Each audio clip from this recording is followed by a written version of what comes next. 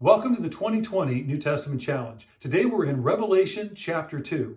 Now, chapter 2 and chapter 3 actually go together because here are the 7 letters to the churches. In chapter 1, Jesus told John to write what he heard to each of these churches and then to send the letter that Jesus gave them to each of these churches.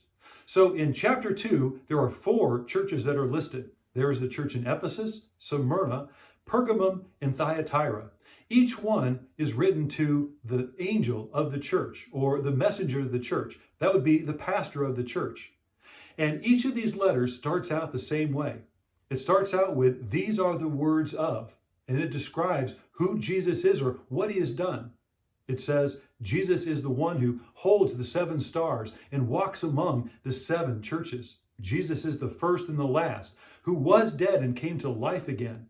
This is Jesus, who has a double sharp-edged sword. And this is Jesus, the Son of God. He starts with those words, but then to each of these, he says, "I know your deeds." Nothing ever catches Jesus by surprise. He is aware of everything that is happening. He's aware of everything that's happening in your church and everything that's happening in my church. He knows every conversation. He knows everything that everyone is doing. Jesus sees everything. And so here he's talking to each of these churches and he says, "I know what is taking place." He says to the church in Ephesus that this church has lost its first love.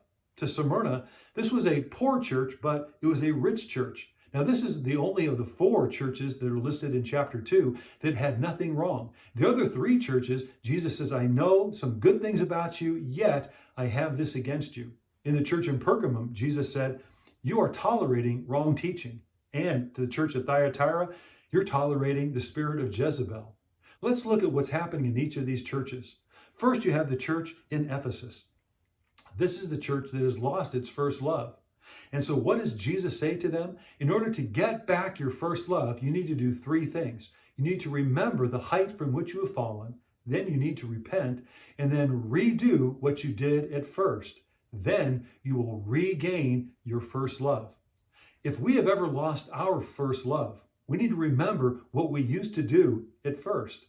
Then repent. Ask God to forgive us that we have gotten so far away. Then redo what we used to do, the time that we used to spend in his presence, desiring to be with him, reading his word, talking to him. Redo those things, and then your love will be rekindled. Let's talk about the church in Smyrna. The church in Smyrna was poor, but it was rich. But Jesus says that you are about to suffer persecution, but be faithful even to the point of death. This church he had nothing wrong to say about, but they were going to go through persecution, but he's telling them to remain faithful. That's a message for all of us at this very particular time, isn't it? Remain faithful no matter what persecution might come our way. Then to the church in Pergamum, he's saying that you're tolerating wrong teaching.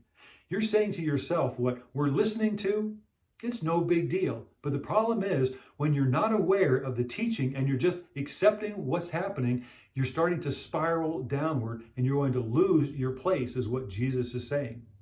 The church in Thyatira, you're tolerating that Jezebel spirit. Now, what is the Jezebel spirit?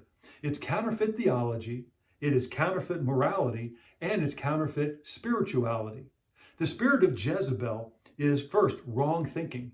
It's thinking that we can do whatever we want to do, that we are the masters of our own destiny, that we can decide what is right and what is wrong. Counterfeit morality, that's where we're willing to compromise and we get involved in immorality because we think we can get away with it. There are no consequences.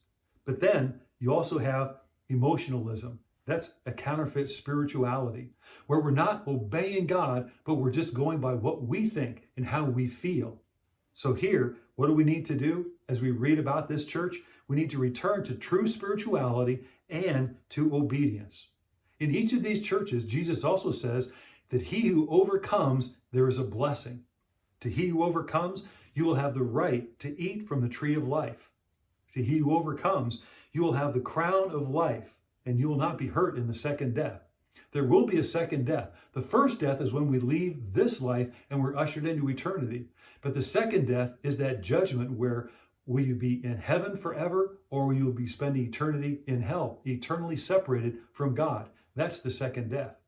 And then He who overcomes will also receive a white stone with a secret name known only between you and Jesus. You'll have a secret between Jesus and yourself. That's amazing to think of. And he who overcomes will have authority over the nations. So in these 4 letters, Jesus says, I know everything that's happening. And for those that I have something against, there's always a remedy. But if you do what you should do, then there is blessing that will always follow obedience. As you read these letters to the church, look for yourself in these letters, because the church is not a building, but it's individuals that are called by his name. You are the church, and I am the church. So do we find ourselves in one of these letters? If we're not where we need to be, we need to follow the recommendation so that then blessing might be ours. I want to hear Jesus say, well done. And I'm looking forward to overcoming and getting that white stone with a secret name known only between Jesus and me. What about you? Thank you for joining the 2020 New Testament Challenge.